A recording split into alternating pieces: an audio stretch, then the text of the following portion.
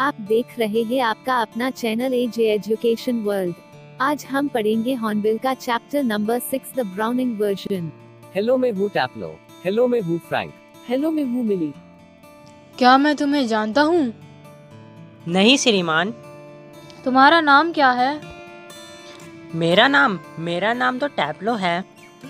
टैप्लो? नहीं, मैं नहीं जानता। मेरे विचार से तुम एक वैज्ञानिक नहीं हो।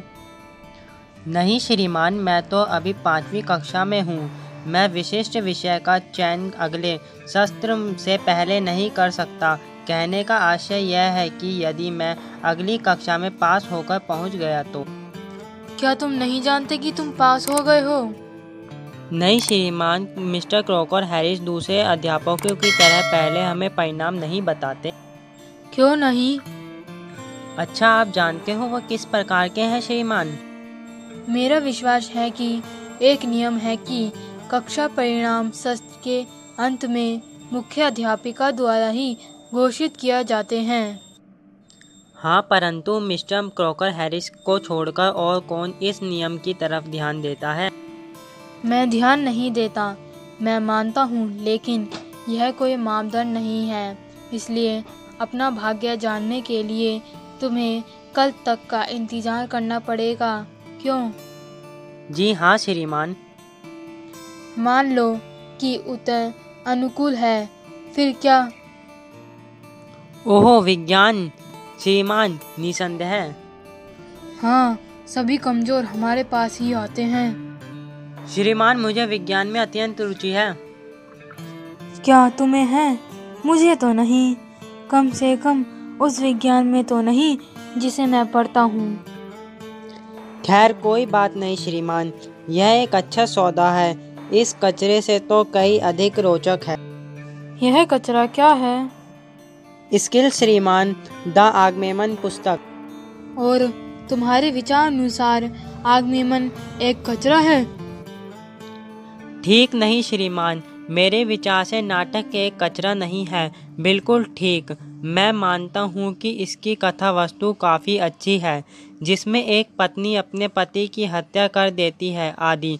मेरा कहने का आशय केवल आपको पढ़ने के तरीके से है, जिसमें बहुत से ग्रीफ शब्द आपस में बांध रहे हैं और 50-50 पंक्तियाँ, अगर तुम उन्हें गलत पाते हो।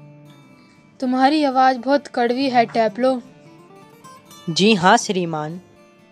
भीतर रखे हुए हो? हाँ हाँ। नहीं श्रीमान, अतिरिक्त कार्य। अतिरिक्त कार्य? स्कूल के अंतिम दिन? हाँ श्रीमान, और संभवतः मैं गोल्फ खेल रहा होता।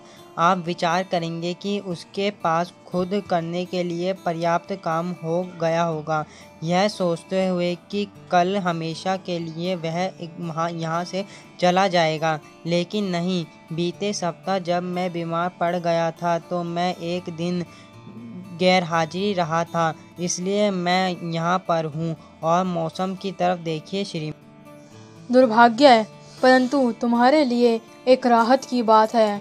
तुम पूरी तरह निश्चित हो गए होंगे। कल माध्यम की कक्षा में तुम्हें अतिरिक्त कार्य करने के कारण और अच्छा लड़का बनने के कारण कक्षा उन्नति निश्चित ही मिल जाएगी। ठीक है, परंतु मैं इतना आश्वस्त नहीं हूँ श्रीमान। सामान्य अध्यापक के विषय में यह बात सच हो सकती है।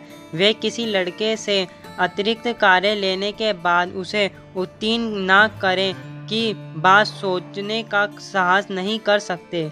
लेकिन मिस्टर क्रॉकर हैरिस पर उन प्रकार के कोई नियम लागू नहीं होते। मैंने उनसे कल पूछा कि कल वे मुझे कक्षा उन्नति दे देंगे। क्या तुम्हें पता है कि श्रीमान जी ने क्या कहा? नहीं, क्या कहा? उन्होंने कहा, मेरे प्रिय टैप्लो, मैंने तुम्हें सब कुछ दिया है जिसके तुम हकदार हो, ना कम और ना निसंदेह अधिक। क्या आप जानते हैं श्रीमान, मेरे विचार से तो उन्होंने मुझे कम ही आंकलन किया है, अधिक नहीं। अतिरिक्त कार्य लेने के कारण मेरा मतलब उस व्यक्ति में कोई इंसानियत नहीं है। क्षमा करें श्रीमान, क्या मैं कुछ अधिक ही बोल गया? हाँ, बहुत अधिक ही। क्षमा कीजिए श्रीमान, मैं उत्तेजित हो गया था। अरे टैप्लो, जी हाँ श्रीमान। क्रोकर हैरिस ने तुमसे क्या कहा अभी? अरे क्या तुम उसे दोहराओगे ना? मेरे प्रिय टैप्लो, मैंने तुम्हें वह सब कुछ दिया है जिसके तुम हकदार हो, ना कुछ कम ना कुछ अधिक। देखो, मिस्टर क्रोकर हैरिस ने तुम्हें यहाँ कितने बजे हाजिर होने को कहा था? 6:03 पर श्रीमान। अच्छा, वो 10 मिनट विलम्ब से हैं। तुम भाग क्यों नहीं जाते? तुम अब भी ताला लगने तक गोल्फ खेल सकते हो। अरे नहीं, मिस्टर क्रॉकर हैरिस से बचकर मैं नहीं भाग सकता। मैं ऐसा सोच भी नहीं सकता कि उनके यहाँ आने के बाद कभी आज तक ऐसा हुआ हो। भगवान ही जाने कि अगर मैं ऐसा किया तो क्या होगा। शायद वह मेरे पीछे पीछे मेरे घर तक आ जाएं या कुछ और कर। मुझे स्वीकार करना चाहिए कि मुझे उनसे ईर्ष्या है। जिस प्रकार का असर उन्होंने तुम सब लड़कों पर डाला है, उससे तो यही प्रतीत होता है कि उनके सामने तुम सबकी भय से जान निकल जाती है। वह तुम्हारे साथ क्या करते हैं? तुम्हें सभी को पीटता या कुछ और करता हो? हे भगवान, नहीं, वह एक या दो अन्य अध्यापकों की तरह परिपीड़क नहीं है। मैं तुमसे माफ़ी मांगता हूँ। परिपीड़क वह व्यक्ति होते हैं श्रीमान जो दूसरों को पीड़ा पहुंचाकर आनंद का अनुभव करता है। सचमुच? परंतु मेरे विचार से तुम कह रहे थे कि कुछ अन्य अध्यापक। अच्छा, निसंदेह श्रीमान वे हैं। मैं नाम तो नहीं लूँगा, परंतु आप उन्हें उतनी ही अच्छी तरह जानते हैं जितना कि मैं जानता हूँ कि अधिकांश अध्यापक सोचते हैं कि हम लड़कों को कोई बात समझ में नहीं आती, परंतु श्रीमान आप उनसे अलग हैं। आप अपेक्षाकृत युवा हैं औरों की तुलना में, और आप विज्ञान के अध्यापक भी हैं। आप अवश्य यह समझते हैं कि दूसरों को यूँ कष्ट पहुँचाना क्या होता। हे भगवान, हमारे स्कूल का क्या हाल हो रहा है? कुछ भी हो, लेकिन क्रॉकर हैरिस परिपीड़ित नहीं है। मैं वही कह रहा हूँ। यदि वे ऐसे होते तो वे इतने भयभीत करने वाले नहीं होते, क्योंकि इस बात का कम से कम पता चलता है कि उनमें भी कुछ भावनाएं हैं, परंतु वह ऐसा नहीं है। वह एक अखरोट की गिरी की तरह हैं जो अंदर से सिकुड़ी हुई हो। उन्हें इस बात से नफरत है कि लोग उसे पसंद करें। यह मजाक की बात है, क्योंकि मैं किसी ऐसे अध्यापक को नहीं जानता जो यह नहीं चाहता कि लोग उसे पसंद करें। और मैं ऐसे किसी लड़के को नहीं जानता जो अपने मनोरथ के लिए इसका प्रयोग ना करे। अच्छा, यह स्वाभाविक बात तो है श्रीमान, लेकिन क्रॉकर हैरिस के साथ नहीं। Mister Crocker Harris.